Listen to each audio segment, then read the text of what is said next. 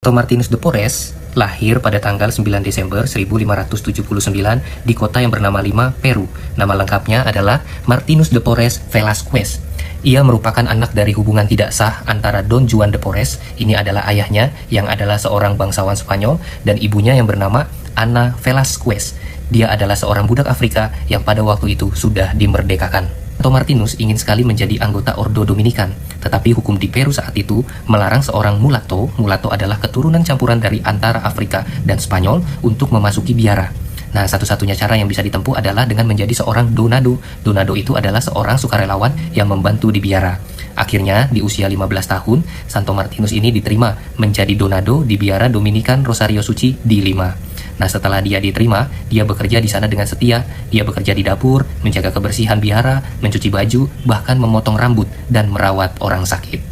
Tadi kita kenal dengan sebutan mulatto atau seorang yang berdarah campuran Afrika dan Spanyol. Nah, dengan posisinya sebagai mulatto ini, Santo Martinus sering sekali mendapatkan ejekan dan juga hinaan dari sesamanya. Dia mendapatkan ejekan sebagai anjing mulatto, dan dia juga mendapat hinaan sebagai anak orang miskin dari hubungan gelap. Nah, situasi tersebut sangat membuat sedih hati Santo Martinus, tetapi dia tidak membalas itu semua. Dia membawanya dalam doa, karena dia yakin bahwa doa menjadi kekuatan bagi dirinya yang teraniaya.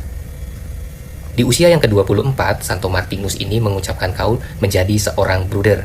Nah, ketika dia sudah menjadi seorang bruder, hidupnya semakin bertumbuh kembang di dalam doa. Dia mempunyai devosi khusus kepada Sakramen Maha Kudus dan terutama kepada Sengsara Yesus. Seperti yang kita ketahui bahwa Santo Martinus ini melakukan pekerjaan-pekerjaan yang sederhana. Salah satunya adalah menjadi tukang cukur. Jadi banyak orang sakit yang dia bantu bersihkan rambutnya dengan memotongnya dengan rapi, dan juga banyak rekan-rekan komunitasnya yang meminta bantuannya untuk jasa mencukur. Menjadi sebagai pelayan, Martin dengan suka hati melakukan tugas-tugas yang paling rendah dan berat di biara.